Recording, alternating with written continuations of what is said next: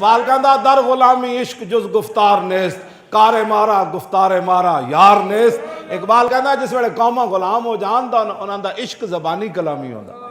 کہندا وہ کم اور کردیں تے زبانی اور کہندے ہوندے۔ اے سارے عاشق رسول نہیں 22 کروڑ، حضور دی ختم نبوت تے حملہ ہویا، سانو تے لاہوروں بھی نہیں سی نکلنا چاہیے۔ فیض آباد 21 دن جا کے بیٹھنا تے درکنارے سارے کدھر گئے سن حضور نو خاتم النبیین منن والے۔ یہ کوئی میرا یہ تو ہر مسلمان جس میں میرا ایمان لازم ہے نا، میرے مسلمان ہونے واسطے میں حضور نو خاتم النبیین مننا ہی نہیں نہ بلکہ یقین کراں اور ایمان رکھاں کہ رسول اللہ دی تشریف آوری بات ذلی بروزی جعلی اصلی کوئی کسی قسم دی نبوت دا دعویٰ کرے او کافر ہے، بے باک ہے، زندیق ہے، او کذاب ہے، سمجھ ہے دنیا دا جھوٹ ہے۔ سمجھ اے میں ایمان نہ رکھاں دا میرا مولی خادم دا ایمان کوئی نہیں۔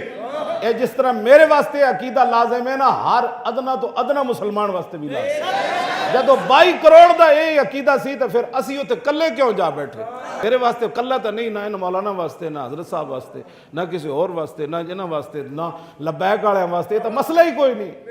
جدو لا الہ الا اللہ محمد الرسول اللہ پڑھیا تو پھر یہ معنی ہے کہ ہر مسلمان جی میں مولی خادم دا ایمان ہے، جی میں علامہ دا ایمان ہے، جی میں حضرت صاحب دا، جی میں انہ دا، جی میں انہ دا، جی میں لبیک والے دا، جی میں صدیق اکبر دا، واشی بن حرب دا، کیوں جی صدیق اکبر افضل الخلق بعد الرسول، کہ فوج نہ بھیجی، فرمایا ختم نبوت کے لیے خود بھی چل پڑے، مولا علی بھی چل پڑے، حضرت فاروق اعظم بھی چل پڑے، عثمان غنی بھی چل پڑے، سارے صحابہ چلے گئے جنگ یمامہ، افضل الخلق بعد الرسول بھیج رہے سن نا، تو وہ صحابی جنہاں صرف ایک باری حضور دا دیدار کیتا، واشی بن حرب، وہ بھی تلوار پکڑ کے حضور دی ختم نبوت دی حفاظت واسطے جا رہے سن۔ کیوں جی جی اس امت دے ابی بن کعب جا رہے سن نا وڈے کاری، تے انہاں نال بھی وڈے کاری حضرت سالم بھی جا رہے سن، جی محدث جا رہے سن ابو ہریرہ تے نال معاذ بن جبل بھی جا رہے سن۔ ایک کہنا مطلب ہویا جی حضرت صاحب تے حاضریاں لوان لوگ جاندے رہے۔ میں تو نہیں پڑھیا، مولانا کدھر پڑھے، میں بڑا ڈھونڈیا کہ وہ جنگ یمامہ جاندیا کوئی صحابی رستے جو واپس آ گیا ہوئے۔